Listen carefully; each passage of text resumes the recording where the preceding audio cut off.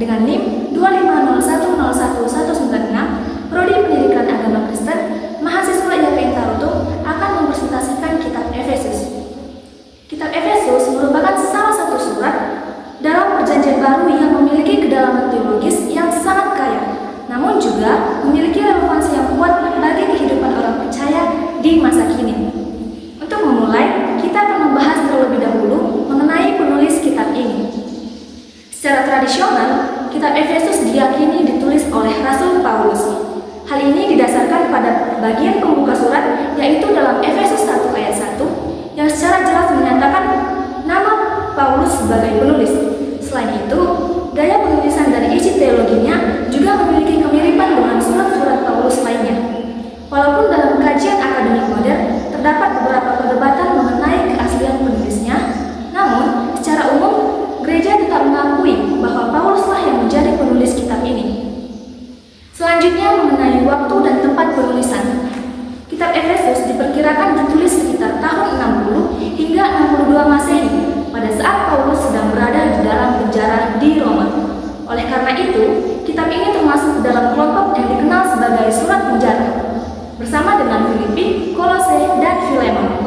Kondisi Paulus yang sedang dipenjara justru tidak membatasi pemikirannya, melainkan semakin memperdalam refleksi teologisnya tentang Kristus dan gereja.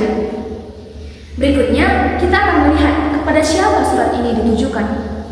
Surat Efesus ditujukan kepada jemaat di kota Efesus yang pada masa itu merupakan salah satu kota besar dan pusat perdagangan di Asia Kecil.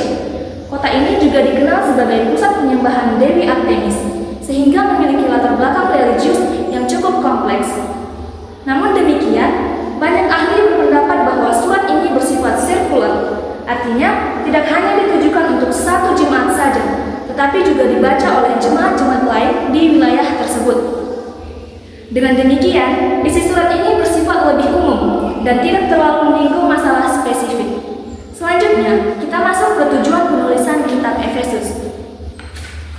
Tujuan utama Paulus dalam menulis surat ini adalah untuk memberikan pemahaman yang mendalam kepada jemaat mengenai identitas mereka di dalam Kristus.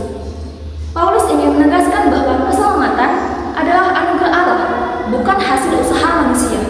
Selain itu, ia juga menekankan pentingnya kesatuan antara orang Yahudi dan non-Yahudi yang sebelumnya terpisah, tetapi kini dipersatukan dalam Kristus. Paulus juga mendorong jemaat untuk hidup sesuai dengan panggilan mereka sebagai umat yang telah diselamatkan. Kemudian, kita melihat ciri-ciri khusus dari kitab Efesus. Salah satu ciri utama kitab ini adalah bahasanya yang sangat teologis dan mendalam. Paulus banyak menggunakan konsep-konsep besar seperti kasih karunia, penebusan, dan rencana Allah. Selain itu, kitab ini juga memiliki penekanan yang kuat pada gereja sebagai tubuh Kristus, di mana setiap anggota memiliki peran yang penting. Ciri lainnya adalah struktur yang cukup sistematis, di mana bagian awal lebih bersifat doktrinal, sedangkan bagian akhirnya lebih praktis. Menariknya, surat ini tidak banyak berisi teguran atau koreksi, berbeda dengan beberapa surat Paulus lainnya. Jika kita melihat garis besar kitab Efesus, maka dapat dibagi menjadi dua bagian utama, yaitu bagian pertama pasal 1-3 berfokus pada ajaran teologis. Di dalamnya dibahas mengenai berkat rohani dalam Kristus, keselamatan oleh kasih karunia, serta rencana Allah yang menyatukan semua orang dalam Kristus. Paulus juga menyampaikan doa-doanya bagi jemaat agar mereka semakin memahami kasih Allah. Bagian yang kedua, yaitu pasal 4-6, berfokus pada kehidupan praktis orang percaya. Di sini Paulus menjelaskan bagaimana seharusnya orang Kristen hidup, baik dalam hubungan dengan sesama, dalam keluarga, maupun dalam menghadapi tantangan rohani. Salah satu bagian yang cukup terkenal adalah tentang perlengkapan senjata Allah, yang menggambarkan kehidupan orang percaya sebagai suatu perjuangan rohani. Selanjutnya, kita akan membahas tema-tema kunci dalam kitab Efesus.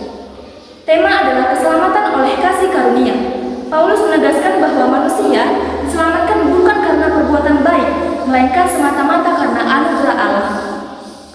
Tema kedua adalah kesatuan dalam Kristus, di mana semua orang percaya dipersatukan tanpa memandang latar belakang.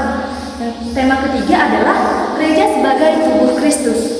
yang menunjukkan bahwa setiap orang percaya saling terhubung dan memiliki peran masing-masing. Tema berikutnya adalah identitas baru dalam Kristus yang menuntut perubahan hidup. Dan yang terakhir adalah peperangan rohani yang mengingatkan bahwa kehidupan iman tidak terlepas dari tantangan. Lalu, apa sebenarnya pesan utama dari kitab Efesus ini? Pesan utamanya adalah bahwa Allah telah merencanakan keselamatan manusia sejak semula dan menggenapinya melalui Yesus Kristus. Melalui Kristus, manusia tidak hanya diselamatkan secara pribadi, tetapi juga dipersatukan dalam satu komunitas, yaitu gereja. Oleh karena itu, setiap orang percaya dipanggil untuk hidup sesuai dengan identitas barunya. Sekarang, kita masuk pada bagian penerapan. Dalam kehidupan masa kini, kitab Efesus mengajarkan beberapa hal penting. Yang pertama, kita harus menyadari identitas kita sebagai orang yang telah diselamatkan. Kedua, kita perlu menjaga kesatuan, baik dalam gereja maupun dalam kehidupan sosial. Ketiga, kita dipanggil untuk hidup dalam kekudusan dan meninggalkan cara hidup yang lama. Keempat, kita harus siap menghadapi berbagai tantangan, termasuk dalam aspek rohani. Sebagai tambahan, kitab Efesus juga menekankan bahwa iman Kristen bukan hanya bersifat pribadi, tetapi juga bersifat komunal. Artinya, kehidupan iman harus diwujudkan dalam hubungan dengan sesama. Sebagai penutup, dapat disimpulkan bahwa kitab Efesus merupakan surat yang sangat penting dalam Perjanjian Baru karena memberikan pemahaman yang mendalam tentang keselamatan, gereja, dan kehidupan orang percaya. Ajaran dalam kitab ini tidak hanya relevan pada masa penulisannya, tetapi juga tetap relevan hingga saat ini. Demikian pembahasan saya tentang kitab Efesus. Semoga bermanfaat bagi kita semua. Terima kasih. Shalom.